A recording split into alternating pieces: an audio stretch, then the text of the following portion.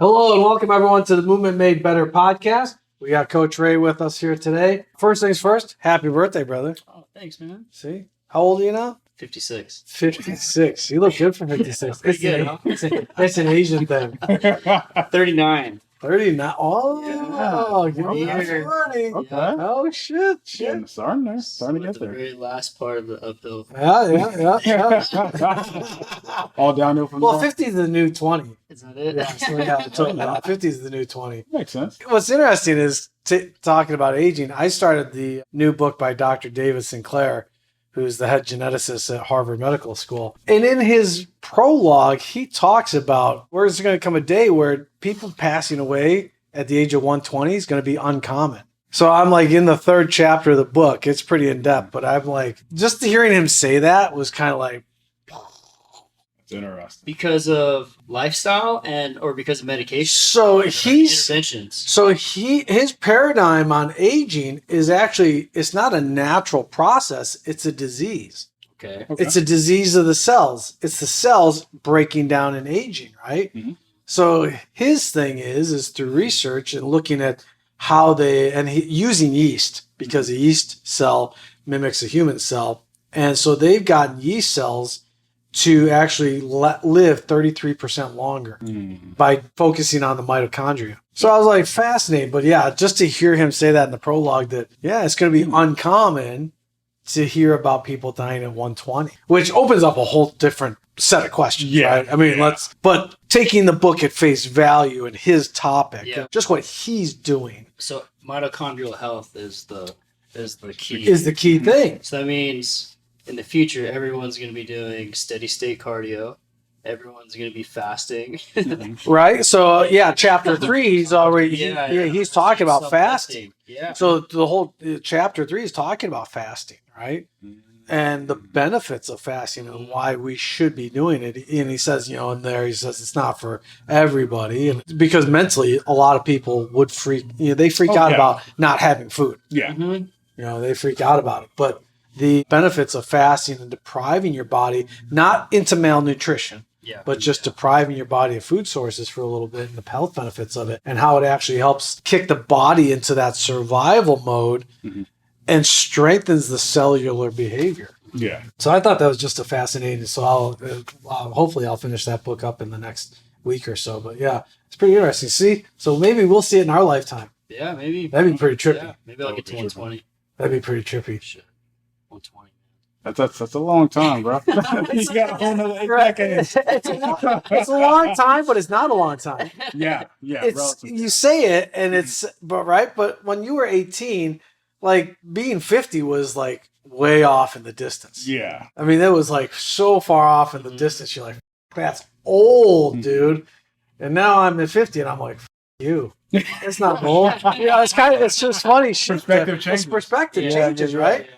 But now I look back at 18 and I think the opposite. I go, that wasn't that long ago, right? So it's kind of different. At 18, I'm thinking 50 is so far away. And then I'm 50 looking back at 18 going, geez, it was just like yesterday almost. Yeah. The perspective of time changes. Yeah, right? Yeah. That's pretty trippy. Yeah. So let's get into a subject about, last week you showed us that video of Erwin LaCour posted with the ladies balancing weight on their head and going over a river on a tree branch. Basically, right? Yeah. And it kind of gave us a different perspective on strength. Essentially, what you would call that is essential strength. Yeah, because I mean, it's strength, right? But they may not be technically weightlifting strong, but it's more of like this overall skill of having to use their body. But they have to do it. They have to do it. They have to do it. They're carrying food, right? Or water or whatever it is, right? Yeah. Whatever goods they need to get back to their home. It's dependent on them finishing the task. And it was interesting watching the video of how casually they strode. And the branch is not that wide, right? And it wasn't like this perfect beam. No. Yeah. Jagged, some spots were probably thick, some spots were thin. But they're so watch it. It just no hesitation. They just straight across. Yeah. And what was interesting too was that it was wet because it's over a pretty stiff current. Yeah. Like that the gap wasn't that big, maybe 10 feet or so across. but the current running through that was pretty stiff. Very Like strong. if they fell in, they're getting washed Oh, down yeah. river pretty quickly, right? They're losing all their whatever those kids Yeah. are carrying. Yeah. Right. And so, especially with their size, if they had gone in, they were getting taken down a ways before they could get to a safe area or whatever. But pretty interesting to see how casual they did it. But then we started dicking around with holding a plate on our head. A lot harder than it looks. Yeah. Way harder than it looks. Because there's a lot of micro movements that you don't even realize until you try it. Mhm. Right. Yeah. So I know we use plates, which aren't the most comfortable, right? So, I mean, just put a little shirt or something on your head. But what did you think was the most fascinating part of those micro adjustments? Where did you feel all that? I think it puts you in good alignment to balance. Mhm.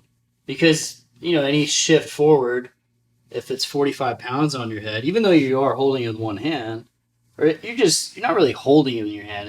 You're steady. You're just kind of making sure it doesn't fall off. Right? Yeah. That little micro shift forward, shift to the side, you're gone. Right? Yeah. I mean, you're going to lose balance on flat ground, let alone a little beam. Yeah. Like trying to think about walking across something, even if it was like a regular beam, like something that's like 3 inches in width, that creates a whole new challenge because you can't look down either. That was the thing we were talking about. It's Yeah. like, You can't. look down, you can't see what You your feet are got doing. this object on your head. Yeah. So you have to be so kinesthetically aware of where you're at and what you're doing. There's a lot of different factors that make that particular challenge exceedingly hard for people like us where that's a non-essential. Yeah, because it is not essential for us. Yeah. And that was why we looked at it as essential strength. It was essential for them, but not for us. Right. Right. And so the great perspective is that it was probably about a good 2 feet high object that they had. So think about vertically, it just increases your lever essentially, right? So everything down low has got to deal with even more up top. And if it's liquid in there and it's slushing, It's flushing around, so if it's water, you don't so even know. much variability to deal with there. I thought it was just fascinating to watch that, but then try to experience that of just balancing a 25, 35 pound plate on our head was just super challenging. Walking with that, right? Yeah. It was kind of like an etiquette class that you see. There's a difference between a book that doesn't weigh barely anything and then putting actual load on top of you. Yeah. But I actually could feel all the spine erector and multifidi all the way down the spine as you're trying to keep that plate on top of your head. Yeah. I thought that was fascinating. Yeah, especially when we tried to squat with it. Yes. Yeah. I think that's where I felt like a lot of the micro foot shifting, like where I'm kind of placing weight, what your hips are doing, like even just like that shifting back, that anterior posterior shifting back and forth. That at least for me, was what really lit up because I was like, oh, well, okay, this feels a little off. I think that the multi-directional challenge is like what's also extremely impressive. So it really lends more credence to understanding why you need neck training. Like you got to have those neck tissues strong, right? Yeah. And trying to rest that plate on your head and just even walking or squatting with it really helped demonstrate us to internalize for us the importance of that. But then also at the same time, you need to have so much sensitivity. Yes. Because you can't just be super strong and pull in one direction or push in one direction. Like you have to be able to shift back and forth. Like you were saying, these little micro movements. Yeah. It's almost like if you're hand balancing, right? Yeah. Yes. You're shifting between, your fingertips to maybe the outer edge of your hands or your wrists. It's like standing on one leg. Yeah. If you look at someone's foot, right? it's always, maybe moving around, especially when they're first learning how to stand on one leg. Yeah. You see all these micro shifts, and then all of a sudden you get stronger and stronger and stronger, and you look pretty solid. Yeah, you see less micro shifts, right? So for us, I mean, there was a lot of micro shifting as we're watching each other try to balance this, right? Yeah. So whereas one of these people over in Africa that does this, we probably wouldn't see very little shifting taking place when we're walking with this stuff. So we could probably all do that over time, Yeah. but could we do it over that water? So then that's a whole mental strength. Yeah. Right? Yeah. That's a totally different. A totally different beast, right? But our motivation would be different, though. Yeah. Yeah. Right? Yeah. Yeah. So there goes that motivational component. If we tried it here, it's like you said, I could pull out the balance beam Yeah. and we could try to walk that, but then go over there and actually do it. Yeah, like you'd be nervous. Oh, Yeah. hell yeah. Because we're safe. Yeah. Like we're in We're a safe. safe environment. Yeah. There's nothing that's threatening us. Yeah. But that external factor of, okay, if I don't step right, or if I step a little off, this is going to cost me more than I would if I was like in here. Yeah. Yeah. So the risk is significantly higher. Although the payoff is high because you feed your family, you get whatever supplies you need, but that risk is also significantly higher too. Yeah. I wonder what the percentage of error is in that for people. You know, just the people that have to do this every day. How many times they fail and trying to accomplish Or if something like they ever that? fail. That'd be interesting to find out, huh? Or see. What's your theory? I don't know, man. It's tough because then you also have the branch itself. Right. Is it the same branch? Do they replace the branch? Is it going to hold Does up? it hold up? Yeah, right. It's going to wear out over time. Yeah. So yeah, you're going to have to Do they replace check that all the time? Right? Yeah. Yeah, it's like an equipment check in the gym. Yeah. Not everybody does it. Yes. And all of a sudden that rope is worn away, and all of a sudden you go to do that pull down and whoosh, Yeah. like it snaps off, right? And you're like, oh shit, should have checked the equipment. Or when Yeah. they find out, hey, this one's worn off. Okay, get a new one. Yeah, But they don't practice. They just throw it down there. So it's Yeah. new. It's a brand new beam. right. And it's different Different because texture, different width. it's not like a bumps. 2x4 Yeah. where it's flat. I mean, you're talking around, and it's like you said, not every tree branch is straight, Yeah, probably none of them are. Yeah. right? Yeah. Yeah, there's distortion to it. Mhm. So you got to learn how to, because that distortion can create that roll on that branch. So you got to understand what you're dealing with. That's a lot of stress. It is. Oh, yeah. Thinking about that stressing me out right now. Holy shit. That's crazy. That's crazy.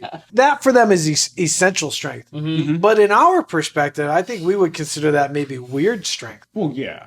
right? Yeah, absolutely. How we perceive the same task. Mhm. For them, it's like, no, I have to do this. For us, it's like, oh, this would be something cool to practice Yes. and dick around with. Yeah. So for us, it's more just that weird / circus style strength, right? Yeah. Yeah. But like, and I think that the type of strength that they have is also different than an average gym goer too. Because like what we do in a gym is effectively yielding to a degree. Yeah. They're highly reactive. So those those little movements and those little swing, and also kind of, and the other thing I'm kind of curious about too is like how fast do they pick up, let's say going on a new branch or going on a new route or doing something different, either with varying weight or varying volumes of whatever it is they're carrying. They have to be really fast and really efficient at learning how to get better or good in a really short period of time with working with those things. So it's just a completely different element than anything we can replicate in our lifestyle, in first world like lifestyle. Do you think that they would adapt to exercises quicker than we would Yeah. Yeah. because of that? Oh, yeah. Yeah, not just because of that, but the multitude of motions they go through Right. the day. They doing would, physical labor. right? Yeah. Their Yeah. coordination, I think, would be, I would tend to hypothesize, would be better than ours, Yeah. For that, for some of those tasks, for sure. right? Or if like we brought them into the gym and said, okay, let's try some of this stuff, I think they'd catch on much quicker than most of people that we come across. Yeah. Because we're all Because of on that. planes. Like we work on singular yeah, planes. right? Where they're looking at multiple planes of movement all the time. In either 2 or 3. So like if that's the case, then yeah, they absolutely have a far higher chance of adapting much quicker. Or much more efficiently at least. I wonder though too, like what age do they start learning how to balance this on the head, and then like what progression do they take? Because they're not just going to throw a kid out there the first time. Yeah. There probably are like some sort of tests within the village that they have to go through. You go, okay, you can do this on this, you're good. Yeah. You know, you've met the requirements needed. That'd be something interesting, like because Daniel Lieberman, Yeah. when going over to study the tribes over Africa, saw that, right? Because he even wrote about that in his book about how one of his assistants couldn't do that, right? And so how the women in the village were kind of laughing at him because here's a young 20-year-old kid who they are like, oh, put this on your head, and he is completely wiped out by trying to accomplish this thing that these ladies just do on an everyday basis. Yeah. So and seeing how much effort and work it was for him to be able to try to do what they're doing. So when I was over in Tanzania, I thought watching the porters walk at a really fast pace, uphill, downhill, big steps, little steps, completely different surfaces that they're stepping on from one step to the other, different angles and contours, and they're just doing it like it's no big deal. Yeah. And it's not just the weight. A lot of it sometimes was like they're carrying tent poles on their head with other stuff stacked on top. So you're taking into consideration that you've got a lever on your top of your head that's maybe 4 feet in length, that if you can't turn a certain way, right? Because if you catch a tree branch or something, but the speed and the ease with which they were doing this with was mind-boggling. Well, and like we walk on flat ground all day. Even if we do step ups, it's the same step every single time, same height every single time. They're hiking on different terrain where no step is the same. Mm-hmm. The loads they carry, it's always different depending on their clients and whatever. Maybe so, yeah. And then the weather. So they experience much more variability. So they're able to build much more, strength around the joint, all these different angles, and their proprioception for all that stuff is just. There's no fear either, right? They just go. Especially when we were coming down on the last day, it was raining, like it was wet. And so, of course, the guides are telling us, hey, take your time, slow, watch your footing. And here come the porters, shoom, on the same surfaces. They're just... So for them to be able to deal with that different element of having a slippery surface between the rocks and the mud, and they were still cruising downhill like it's no big deal. So, I mean, that was super impressive. I think looking at stuff like that, I tend to think, are we really limited in our perspective of what strength training is or different aspects of strength training for the average American? Yeah, because we look at things a little bit too linear. Yeah. Which is part of the problem is that like everything is it's like you said, right? Like every step is pretty much the same. Mm-hmm. But in other countries where they have to do tasks like this that are essential, nothing's the same. There's differentiation. There's so much variability. So where we got messed up is that we made everything extremely linear with the minimal amount of variability as possible. Yeah. So now that puts us in a place where we're here and we're stuck in this box, but this other box now looks a little weird when we start to consider other factors. Mm-hmm. Yeah, because everything here it's so safe, but it makes us more fragile. Yeah. Luke Hobbs is a trainer over from the UK who teaches self-defense, and he talks about building strength versus killing strength. A huge difference. Yeah. And when he talked about it, I was like, oh, that's a great point, right? Building strength, picking things up, moving it from point A to point B to build, right? But then that type of strength is vastly different than killing strength. Yeah. Would that mean that's a switch, right? I think most Americans would think of strength in just one thing. Can I lift heavier objects, right? Can I push heavier objects? But there are so many other different facets of strength, right? Reflexive strength, explosive strength, all these different, but I think we tend to get locked in too much on just one type. Yeah. So we need to keep challenging ourselves and get out of this kind of training rut that I think most people are in when it comes to that, because they do the same shit over and over again. Yeah. And naturally as a kid, you train every type of strength because you sprint, you throw, right? Yeah. You swing things, you're bounding, you're lifting things, you're wrestling. So you train everything, all the different, but then whatever age we hit, we just stop. Like maybe it's high school, you stop playing sport. If you're not super athletic, then you stop being active. Yeah.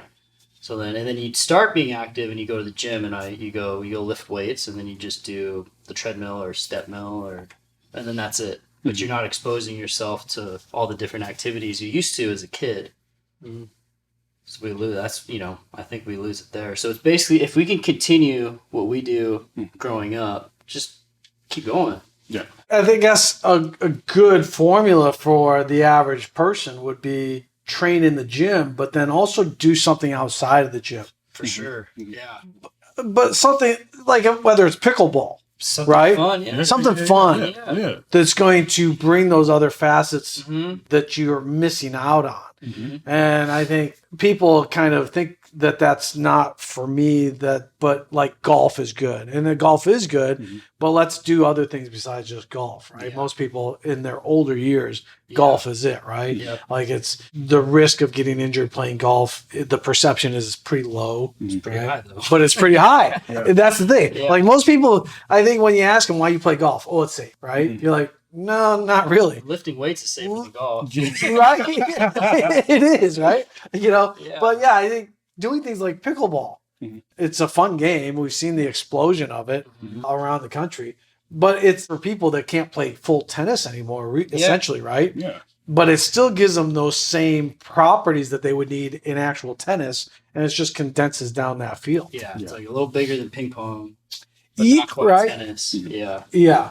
So it's that nice little in between. But finding a hobby like that is really mixing that in with what you do at the gym, not just isolating, okay, I work out 3 times a week at the gym, I'm good.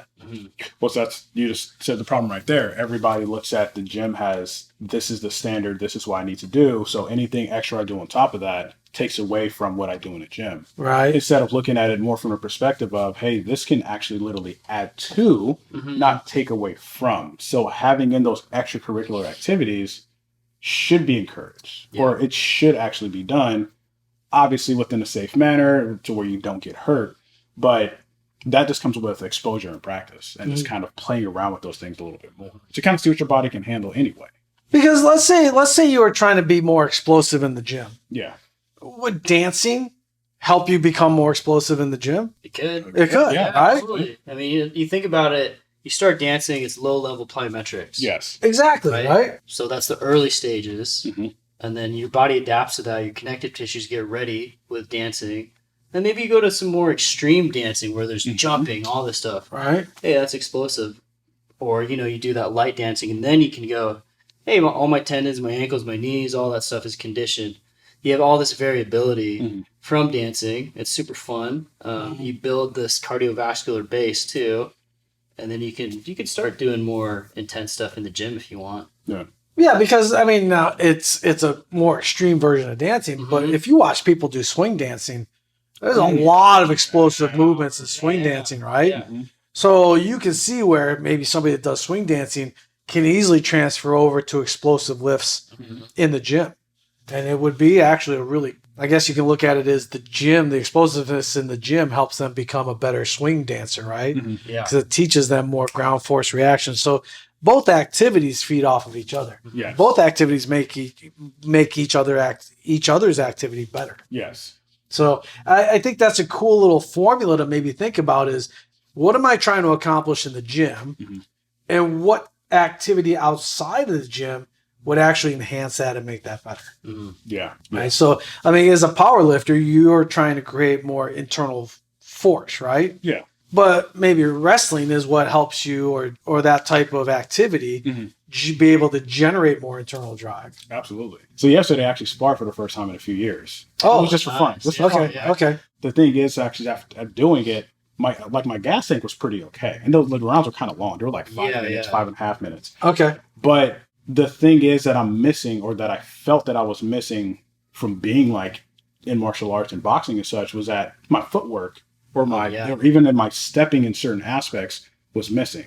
And so then it became, how much does lifting actually benefit? None. Not at all. In that regard, it does absolutely nothing. If anything, it hinders me. Okay. But if I were to go do something, let's say, if I were to go play basketball, I'd probably do pretty good, or pretty decent at least, with being able to move around in that kind of more general thing. But things that are really, really specific, the gym doesn't necessarily fully help in. Yeah. It kind of helps with your general basis. Yeah. So like after sparring, I was like, all right, like I can still move, I can still throw out punches good and everything. But at the same time, I was like, if I want to get better at this, I need to do this activity more. For sure. Or do something extremely similar to it to improve. Also, just like the timing, the vision, anticipation, like you don't get that lifting. No. There's no way to get There's nothing flying at your face or your body. So how do you react? It's Right. like, okay, I have these ranges of motion, but now I need to put it to use. Yes. I know how to brace if someone's going to hit me, but I have to time that. Like it's no use if they hit me and then I go. So a game like dodgeball is going to teach you how to be explosive, Yeah, for sure. right? Someone's chucking a ball at you, you got to be explosive to get the hell out of the way. Yes. And so not only are you teaching the explosive aspect of strength, but you're then really creating more active mobility too, or applied mobility at the same time. So you got two great different benefits out of an activity like dodgeball. Yeah. Have they taken that out of schools now? Yeah, I think it's been out of school. Yeah, I think it's been out of schools for a long time. But yeah, it's a shame. Yeah, I mean, I get it. I mean, I guess I get it a little bit, but Yeah. I think dodgeball was hands down one of my favorite games growing up. Yeah. I mean, it really was. I love that They game. should still keep it. Just wear some helmets. Yeah. That's Yeah, the easiest way to get rid of the head Yeah. damage. Yeah. Just wear some helmets. It's not like that ball is that heavy. No. Yeah. You know, and really kids in their own age groups are not going to be throwing it exponentially harder. You'll get some kids that do throw it harder. For sure. But the speeds the kids are generating at in fifth, sixth grade really aren't too bad. that bad, Yeah. right? So yeah, there is that, protecting the head type Bo thing. Jackson in there at 5th grade. But then are we spending too much? Have we overcorrected, and are we thinking about head trauma too much to the point where we're flopping to the other extreme? I think so. Because you take away a lot of activities when you start to think about head trauma. Right? Like, people think that soccer doesn't have head trauma. Oh, soccer's got has a huge shit ton of traumas. Right? So it's like, I think there's more concussions in soccer. Soccer, yeah. Almost, Yeah. Neck injuries, head injuries, from heading the soccer ball. I mean, I played soccer for 10 years. So well, if we take those things away, how much are we actually restricting different sports or different activities versus trying to make it a little bit safer, but understanding that there's always going to be that potential with almost any sport, realistically, any activity. Any activity, right? Yeah. So, I mean, if you're trying to overprotect people, then you're also at the same time taking away skills that they could be developing with that activity too. So you got to kind of weigh the pros and the cons. Yeah. I think maybe we've kind of overcorrected in some respects. Sure. But yeah, dodgeball, like one of the joys that I always liked about dodgeball was when the one kid that wasn't that athletic and caught the ball. Yeah. On somebody that was more athletic, right? Like you got jazz for that kid, right? You as a team were like, yeah, because you didn't expect it. Yeah. And then it happens. And you're like, oh my God, you caught that, right? Like, that's awesome. Or, holy shit, you dodged that person. Like, that's freaking awesome. So, I think from a confidence standpoint, we're losing that aspect too, because that's what kids want. That's what anybody wants is more confidence. But especially as kids, we want to establish that level of confidence in themselves. Yeah. God, I mean, you just wear like a hockey helmet and face mask. You take out basically all the risk. Yeah. Pretty much. Yeah. Yeah. I mean, you really could. Yeah. You're not going to get any broken noses. Yeah. You're not going to get a ton. You're not going to get that much head trauma. Yeah. Yeah. So yeah, bring back dodgeball. Bring it back. Hopefully, who knows? Yeah, get some helmets, take out the big risk, and then you're good. Yeah, exactly. Yeah. But so for people out there listening, besides what you do in the gym, if you don't have a hobby yet or an activity, find one and see if it helps what you're trying to do in the gym, or vice versa. Is the gym, what you're doing in the gym, helping you out with your hobby or activity? And then if it's not carrying over, then I think we can kind of think about, all right, do I need to change my programming a little bit, right? Yeah. It's like I'm on a new app called Any Question, right? Where we got all these experts that are asking random questions from users on the app, right? And so, they were like, one question was, is a push-up versus a bench press, right?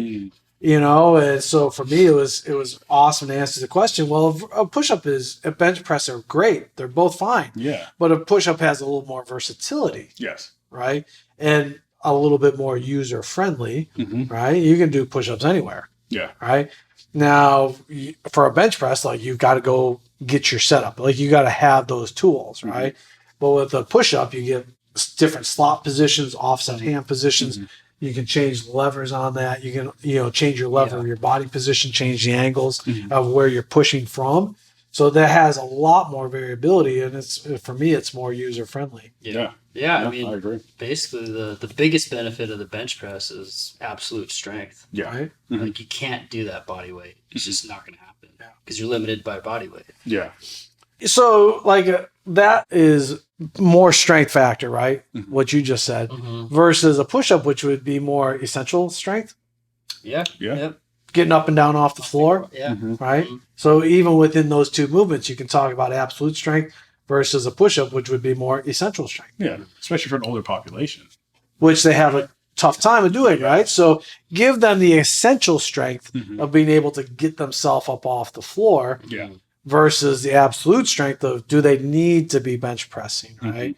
And do they have to achieve this? And if they want to do it as an activity, if that's something they want to do, then you help them accomplish that. There's probably some older people that still want to achieve certain numbers on a bench press, so help them do that. But I think we know for the average aging population, just getting up and down off the ground is really what they're more focused on, or what they should be kind of focused on, right?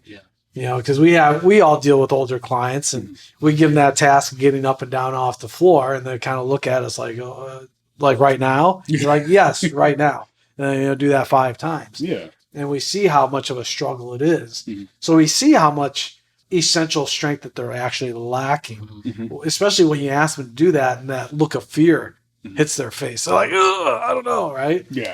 So you want to kind of challenge them to at least establish what we would consider that essential strength factor. And I think there's a slight bit of full body integration on push-ups anyway.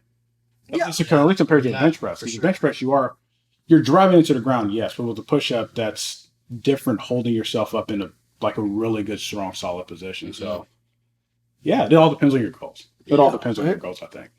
So, once again, if you're in the gym a couple times a week, 3-4 times a week, and you're doing the good old fashioned gym style workouts that everybody else is doing, bench press, deadlifting, squatting, find yourself a hobby afterwards or outside of it where you can really start to apply different skill sets or acquire different skill sets and capacities.